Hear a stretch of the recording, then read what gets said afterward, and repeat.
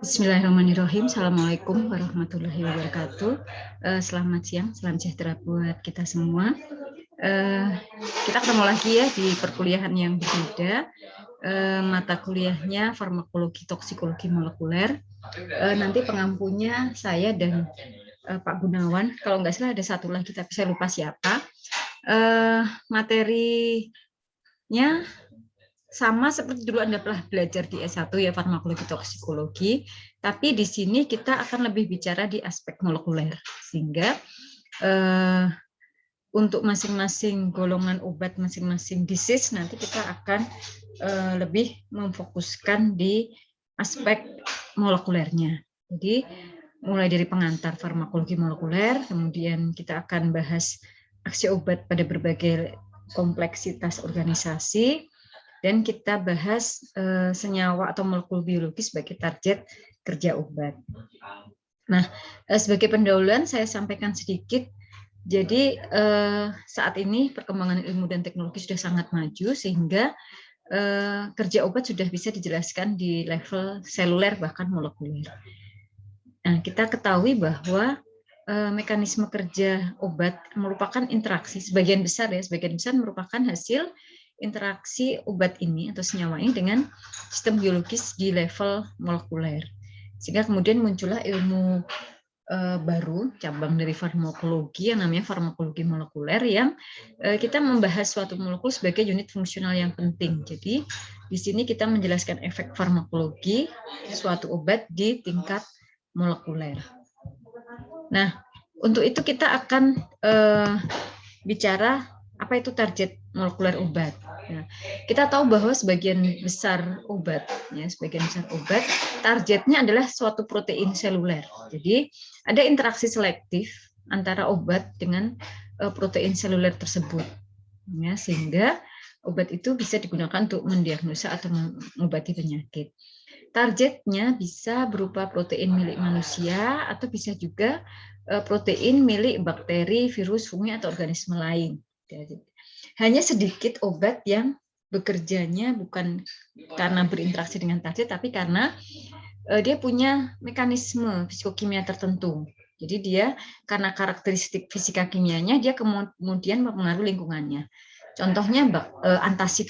Antasid di dalam lambung dia tidak punya target molekuler, tapi dia punya sifat karena dia mampu membasahkan, kemudian dia meningkatkan pH cairan lambung. Beda dengan H2 blocker yang punya target reseptor beta 2 atau PPI yang punya target pompa proton. Sedangkan kalau antasid tidak punya target, hanya karena sifat fisika kimianya akan mempengaruhi lingkungannya. Kemudian itu hanya sedikit ya, tapi sebagian besar obat memberikan efeknya karena dia punya target tertentu. Dia berinteraksi dengan protein tersebut. Protein itu bisa berada di membran, ya, bisa membran. Sebagian besar reseptor berada di membran sel, bisa berupa kanal ion, dia juga ada di membran sel, atau transporter seperti glukosa transporter dan sebagainya. Atau protein tersebut merupakan komponen di dalam sel, jadi bisa berupa enzim atau reseptor inti. Sebagian lagi bekerja secara ekstraseluler, jadi dia bekerjanya pada konstituen non-seluler, jadi tanpa melibatkan interaksi obat dengan reseptor. Ya tadi contohnya yang antasid menetralkan asam lambung, kemudian heparin mencegah pembekuan darah, dan seterusnya. Ada beberapa contoh yang lain. Kemudian ada juga obat yang bekerjanya pada sisi seluler, ya, dan melibatkan komponen makromolekul, tapi efek tersebut bukan merupakan interaksi spesifik. Kalau tadi yang dengan target tertentu merupakan hasil interaksi spesifik, kalau ini bukan, gitu ya. Jadi efeknya dihasilkan dari konsekuensi yang tidak spesifik, tapi lebih dari sifat obat. Misalnya nih, beberapa alkohol, beberapa fenol itu punya sifat oksidator, gitu ya. Oksidator kemudian dia merusak integritas sel dengan cara karena dia oksidator, dia merusak protein membran rusak, akhirnya selnya mati. Ya, jadi targetnya komponen makromolekuler tapi tidak spesifik. Gitu. Kemudian sejumlah lain berinteraksi dengan sistem biologis, tapi bukan target spesifik yang protein reseptor dan sebagainya tadi, tapi ini misalnya bisa obat berikatan pada protein albumin plasma, sehingga dia nanti mempengaruhi durasi, mempengaruhi laju aksi, tetapi bukan dianggap sebagai reseptor obat. Nah, kurang lebih gambarannya untuk bisa memahami aksi obat, kita perlu memahami bagaimana efek obat pada berbagai tingkat kompleksitas organisasi. Jadi misalnya obat berinteraksi pada targetnya, misalnya pada enzim, gitu ya. Kemudian interaksi itu menghasilkan mengawali suatu signaling yang kemudian menghasilkan respon seluler. Respon selulernya bisa sekresi, misalnya sekresi insulin, atau kontraksi sel otot polos jantung, kontraksi sel otot polos pembuluh darah, dan sebagainya, atau mempengaruhi metabolisme. Sehingga kemudian respon seluler ini berlanjut ke dia berintegrasi gitu ya, respon seluler yang satu berintegrasi dengan yang lain menghasilkan efek di level jaringan kemudian ke organ, menghasilkan modifikasi fungsi biologis baik di sistem digestif, kardiovaskular dan sebagainya. Contohnya begini, beta blocker itu di tingkat molekuler sel dia memblok reseptor beta. Signaling yang dipengaruhi apa? Oh, kemudian dia mengurangi kontraksi sel otot jantung, itu di level seluler. Nah, di level yang lebih tinggi jaringan, berarti jaringan otot polos jantung tidak berkontraksi. Di level organ, oh berarti ventrikelnya tidak berkontraksi. Akhirnya jantung kurang memumpah darah, sehingga kemudian tekanan darah turun. Kalau itu sudah di efek modifikasi fungsi biologis. Kemudian setelah terjadi ikatan obat dengan target, ya, jadi ini contohnya reseptor. Ini ada yang bagian atas ini reseptor. Jadi reseptor itu kalau ini jenis yang ada di membran sel. Jadi ada ligan di tubuh kita itu kalau ada reseptor pasti ada ligan endogen yang akan terikat padanya. Gitu ya. Jadi misalnya ligan A. Ligan A berikatan dengan reseptor, kemudian akan dilepaskan membawa pesan kedua, second messenger, kemudian akan dimulailah jalur biokimia, sehingga kemudian muncul respon fisiologis. Atau kalau reseptornya tipe reseptor yang terhubung kanal ion, gitu ya. Jadi ada ligan B berinteraksi dengan reseptor, maka akan mempengaruhi kanal ionnya, bisa terbuka atau tertutup. Kemudian sama ada respon-respon berikutnya di level seluler. Nah, berdasarkan target kerja obat, obat diklasifikasi. Ya, ini klasifikasi target kerja obat. Ya, jadi ada 5 kelompok utama. Nanti masih ada yang lain sebetulnya, tapi ini kelompok utamanya. Yang pertama kanal ion. Kanal ion ini kita tahu bahwa membran sel tubuh kita itu kan bilayer lipid gitu ya. Jadi penyusunnya lipid tapi ada lapisan terluar dan terdalamnya yang polar. Nah, ion itu kan polar sehingga dia tidak mudah menembus membran sel yang bilayer lipid tadi, sehingga perlu dibuatkan saluran, makanya namanya kanal ion. Nah, umumnya kanal ion ini voltase gate, jadi perubahan dia terbuka tertutupnya karena perubahan voltase di luar dan di dalam sel. Kemudian ada transporter atau molekul pembawa ini, ya sama kurang lebih senyawa-senyawa itu yang dibutuhkan oleh sel, senyawa yang dibutuhkan sel atau sisa-sisa metabolisme di dalam sel perlu keluar dari sel. Kalau yang nutrien perlu masuk ke dalam sel. Nah, seperti contohnya glukosa. Glukosa itu kan polar, padahal semua sel butuh. Sehingga untuk memasukkan glukosa dibuatkanlah saluran khusus namanya transporter. Jadinya glukosa transporter. Nanti ada yang lain yang bertugas memasukkan atau mengeluarkan senyawa-senyawa yang spesifik. Kemudian ada reseptor sendiri. Kalau reseptor pasti dia punya ligan, gitu ya. Ligan di dalam tubuh kita ada senyawa, ligan endogen, ligan alami tubuh kita. Kemudian dia berinteraksi dengan reseptor. Reseptor berdasarkan letaknya ada beberapa jenis ya. Ada reseptor yang terhubung dengan kanal ion. Tadi contohnya yang digambar sebelumnya tadi yang ligan B, ya reseptornya terhubung dengan kanal ion. Kemudian ada reseptor yang dia punya aktivitas enzim intrinsik. Ada reseptor yang terkopling dengan berbagai protein sitosolik, protein di dalam sel. Kemudian ada reseptor yang terhubung protein G, GPCR, G protein couple receptor. Kemudian ada reseptor inti, reseptor yang letaknya di dalam sel, di inti, ya. Kemudian ada enzim dan ada protein-protein struktural yang lain. Nah, nanti ini yang akan kita pelajari bagaimana mekanismenya sehingga kemudian jenis-jenis reseptor ini bisa menjadi target kerja obat.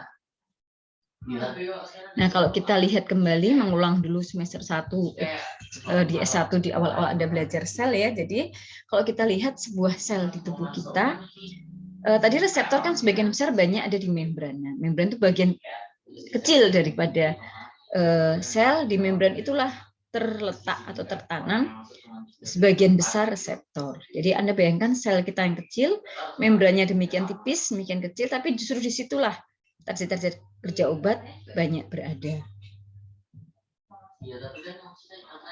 Nah, ini berdasarkan letaknya tadi ada transporter, jelas karena dia untuk mentransport keluar masuk sel, namanya transporter, letaknya di membran sel. Kemudian ada reseptor itu sendiri, bisa di membran sel, sebagian besar memang di membran sel. Ini reseptor terhubung protein G, ada kanal ion, ada enzim, ada reseptor inti yang berada di dalam sel.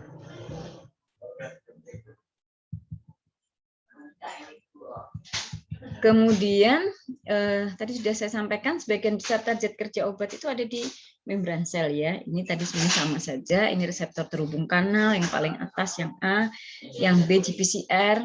Kenapa disebut GPCR? Karena dia terhubung dengan protein G. Jadi dia nanti kalau diaktifkan akan terhubung dengan protein G nanti akan mengaktifkan efektor, bisa berupa enzim atau bisa berupa kanal ion. Kemudian ada reseptor yang terhubung enzim. Jadi dia reseptor tertanam di membran, tapi di bagian sitoplasmanya, di bagian dalamnya dia punya domain katalitik yang belum aktif kalau belum ada ligan, tapi begitu ada ligan, dia menjadi daerah katalitik yang aktif. Kemudian ada kanal ion itu sendiri, ada protein pembawa. Nah, kemudian yang di dalam sel, tadi yang di membran, di dalam sel ada enzim, ada reseptor terhubung protein sitosolik, ada reseptor inti. Nah, nanti kita akan lihat satu persatu ya. Jadi karena ini S2 sudah tidak perlu lagi saya akan presentasi gitu ya. Sekilas saja. Jadi yang kanal ion nanti Anda akan saya beri tugas untuk masing-masing tipe yang berbeda-beda. Jadi target kerja obat, termasuk nanti kaitannya dengan penyakit yang berbeda-beda supaya beraneka ragam. Jadi heterogen yang kita pelajari lebih banyak, gitu ya. Jadi karena ion tadi sudah saya sampaikan kalau ion itu nggak mungkin bisa menembus membran yang biliar lipid sehingga dia butuh kanal untuk lewat, gitu ya. Jadi kanal ion ini merupakan protein penyusun pori yang mengontrol gradien voltase di membran sel, mengontrol potensial sel dengan memungkinkan aliran ion keluar atau masuk ya berdasarkan gradien elektrokimianya. Nah, ini sudah lama ya dipelajari tentang konsep kanal ion ini sudah tahun 1940 bahwa kanal ion itu punya berbagai macam kondisi. Jadi ada aktivasi, yaitu saat kanal membuka, prosesnya disebut proses depolarisasi. Kemudian bisa juga kanal itu berada dalam konformasi menutup, inaktivasi. Jadi menutup, saat itulah sedang berlangsung proses repolarisasi. Jadi kembali ingat dulu pernah belajar potensial aksi sel ya. Potensial aksi sel diawali dengan pembukaan sel dan pembukaan kanal ion dan sebagainya. Nah, kalau kita lihat tipikal elektrolit di dalam tubuh kita ini ukurannya itu merupakan perbandingan jumlah ya. Jadi kalau kita lihat Na itu memang di luar sel ekstraseluler konsentrasinya lebih tinggi daripada di dalam sel. Sebaliknya kalau K itu di dalam sel lebih tinggi daripada di luar. Cl relatif sama sehingga dia bisa cenderung keluar masuk sel ya, karena konsentrasinya relatif sama di dalam dan di luar sel. Kemudian kalsium lebih tinggi di luar sel, tapi konsentrasi kalsium itu sedikit dibandingkan dengan Na maupun dengan K. Nah, dulu pertama kali dipelajari kanal ion itu pakai metode Hertz clamping ya. Jadi Anda bayangkan betapa rumitnya ini, sebuah sel membrannya sebegitu tipisnya, ini disuction, disedot gitu ya kanalnya dengan metode Hertz clamping seperti ini. Kemudian dimasukkan dalam larutan elektrolit supaya dia tetap bekerja gitu ya. Nah, ini contohnya. Jadi kemudian diukur arus listriknya, ternyata dia memang tidak diam gitu ya. Ada proses dia terbuka, pada saat terbuka kalium masuk, kalau kalium keluar ya. Kalium keluar, kemudian dia tertutup lagi dan seterusnya. Itu mempengaruhi menyebabkan perbedaan muatan di luar dan di dalam sel. Nah, kita lihat kanal ion ya. Kanal ion ini merupakan protein transmembran yang spesifik. Jadi kalau K ya hanya lewat di kanal K, Na ya hanya lewat di kanal Na. Tadi K cenderung keluar, Na cenderung masuk, kalsium masuk. Ya. Kemudian bisa juga kanal ini punya dua fungsi, memasukkan sekaligus mengeluarkan. Misalnya yang di tubulus banyak ya Na, Cl transporter, dia memasukkan Na, mengeluarkan Ca, mengeluarkan Cl, gitu. Jadi menukar, gitu. Jadi ada banyak jenis. Ini exchanger, kalau gini yang menukar tuh exchanger, Na-nya masuk, Ca-nya keluar. Kemudian berdasarkan penyebab terbukanya, kanal ion ini bisa membuka, menutup karena potensial membran, perbedaan potensial membran sel. Itu disebut voltase gate. Bisa juga yang dia sebetulnya merupakan reseptor. Tadi makanya ada reseptor yang terhubung kanal ion. Jadi membuka menutupnya karena ada ligan. Ada ligan yang berikatan. Kanal bisa terbuka kalau ada ligan yang terikat di domain ekstraselulernya, menyebabkan perubahan konformasi kanal, kemudian ion lewat, masuk atau keluar. Kemudian ada yang terbuka tertutupnya karena sebab yang lain, ya. Ada karena second messenger. Berdasarkan ionnya tadi spesifik ya, masing-masing Na, Ca, K, Cl punya kanal sendiri-sendiri. Kemudian ini reseptor terhubung kanal. Jadi sebetulnya dia punya binding set untuk ligan. Kalau belum ada yang menduduki, dia tertutup, tapi begitu ada ligan yang terikat, dia terbuka, menyebabkan ion masuk. Masuknya ion ini bisa memicu respons seluler, kemudian ligan terlepas lagi, kanalnya tertutup lagi. Contohnya kanal Na ini berperan penting dalam mengawali potensial aksi, ya, karena kalau dia diaktifkan, Na ekstraseluler akan masuk ke dalam sel. Ini bentuknya seperti ini, jadi dia ada empat komponen ya, 4 unit yang masing-masing terdiri dari dia helix transmembran. Jadi ini sebetulnya asam-asam amino gitu ya, asam amino yang membentuk helix, untuk kumparan gitu, masuk ke dalam, kemudian naik lagi, keluar, masuk membentuk pori-pori atau kanal. Nah, gambarannya kalau dibuka melintang seperti ini ya. Jadi yang empat domain tadi, ini mulai dari awal N ini sebetulnya adalah asam amino, kemudian membentuk helix transmembran, terus begitu seterusnya sampai ada 4 domain ini, dan masing-masing terlipat menjadi 6 helix. 1, 2, 3, 4, 5 helix transmembran terhubung satu sama lain dengan protein subunit. Ini protein subunit. beta. Jadi yang di transmembran ini namanya alfa, penghubungnya namanya subunit beta. Yang masing-masing protein subunit itu punya fungsi. Misalnya yang lambangnya G di atas ini untuk glikosilasi, P untuk fosforilasi, S untuk yang mengatur selektivitas. Jadi kalau ion Na ya Na yang lewat. Ada juga yang untuk mengatur terbuka tertutupnya kanal dan sebagainya.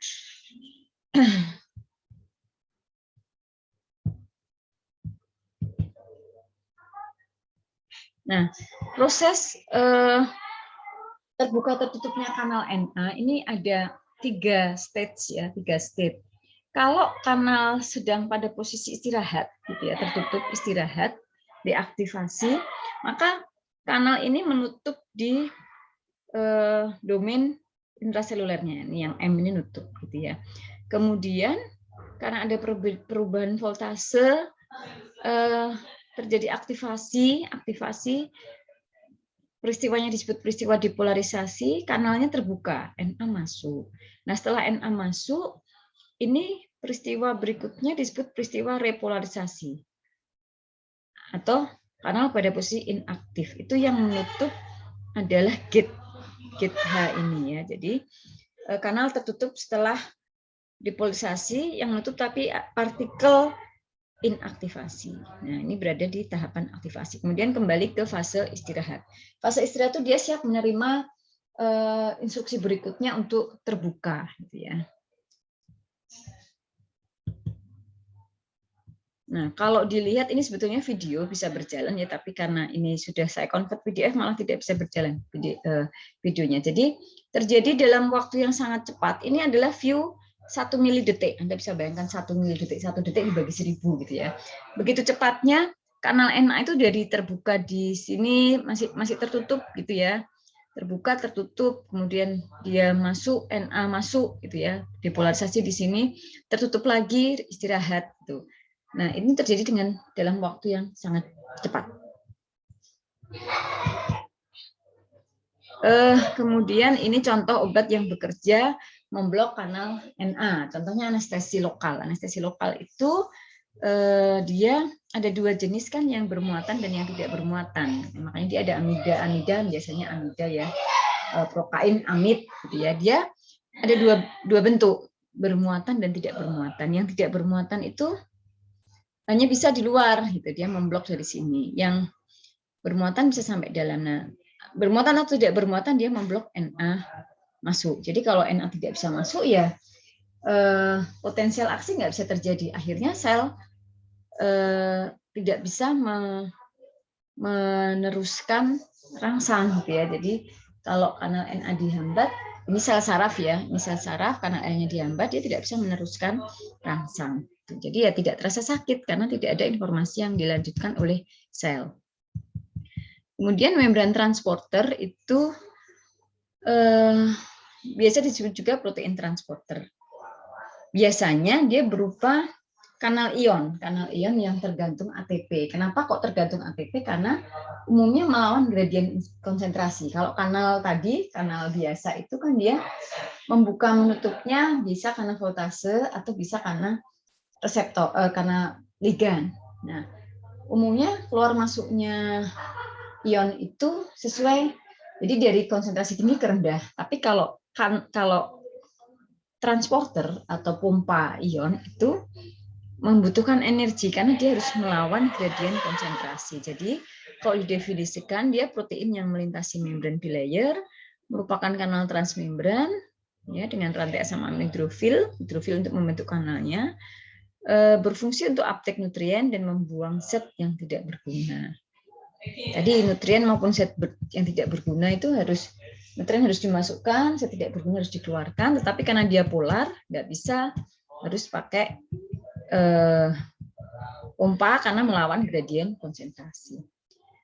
Contoh yang pertama pompa proton yang POM, tapi ini saya lewati karena nanti saya harap Anda yang menyampaikan saya lebih spesifik ya. Ada pompa proton, kemudian ini pompa Na. Pompa Na itu target kerjanya kardiotonik digitalis ya.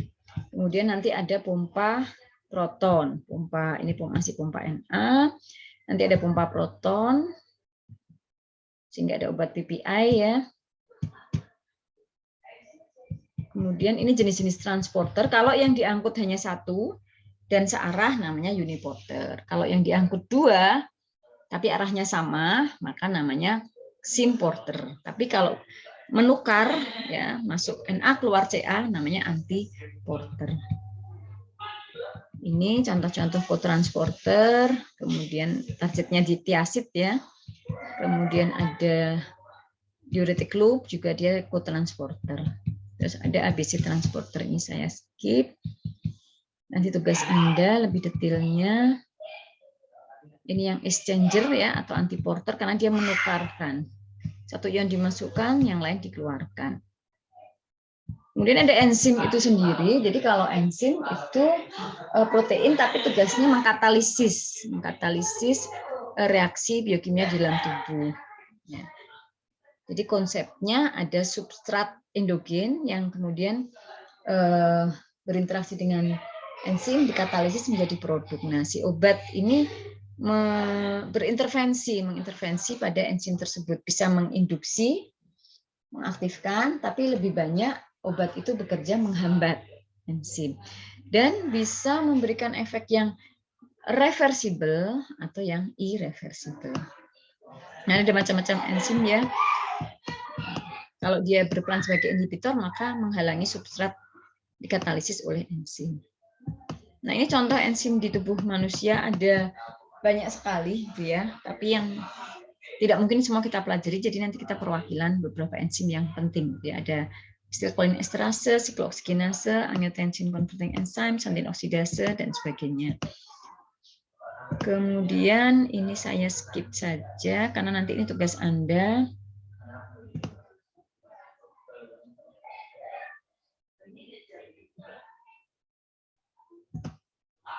Enzim.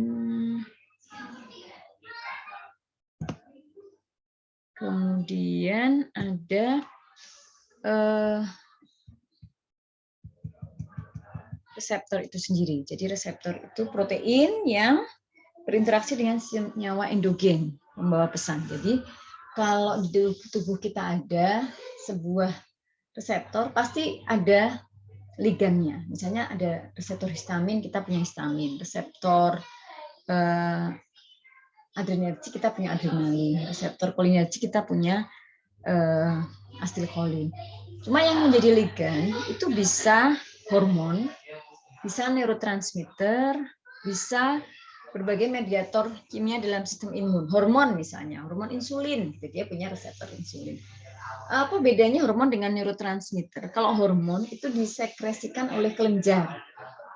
Ya, kelenjar itu mensekresikan hormon, kemudian hormon ini ditransport. Jadi seperti insulin dilepaskan oleh sel beta pankreas, kemudian dia ditransport ke seluruh tubuh, kemudian dia ketemu dengan reseptornya di sel-sel yang tersebar di seluruh tubuh.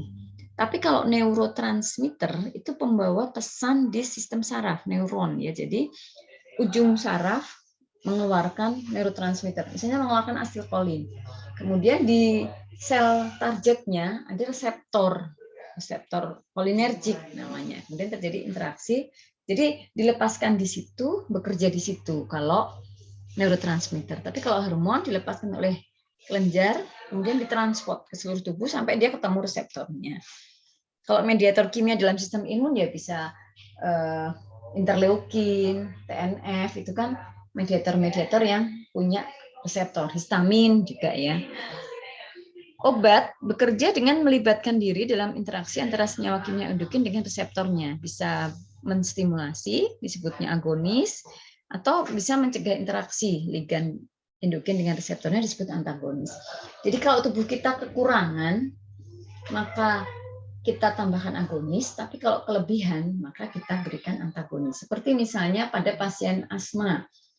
Untuk memberikan efek bronkodilatasi, butuh bronkodilatasi ya di saluran nafas, maka butuh adrenalin, gitu, noradrenalin, sehingga diberikan agonis reseptor beta adrenergik. Ya. Sebaliknya kalau misalnya pada tekanan darah tinggi, hipertensi. Justru kita mau hambat adrenalin, noradrenalin ketemu dengan reseptornya di sel otot jantung, sehingga kita berikannya beta blocker atau antagonis. Nah, kapan interaksi bisa terjadi gitu ya antara ligan dengan reseptornya? Tadi interaksi itu terjadi setelah mereka bertemu, tapi melibatkan banyak interaksi ya. Jadi ada ikatan ion, ikatan hidrofil, dan sebagainya. Dulu pernah kita pelajari di kimia medisinal ya. Ini tipe-tipenya tadi sudah sekilas saya sampaikan ya. Ada terhubung protein G, terhubung kanal ion, reseptor inti, terhubung enzim. Nah, nanti tugas Anda nanti masing-masing diatur supaya semua akan kita pelajari lewat masing-masing presentasi mahasiswa. Ini yang GPCR. Jadi intinya begini, setelah ligan ketemu dengan reseptornya, ya misalnya ini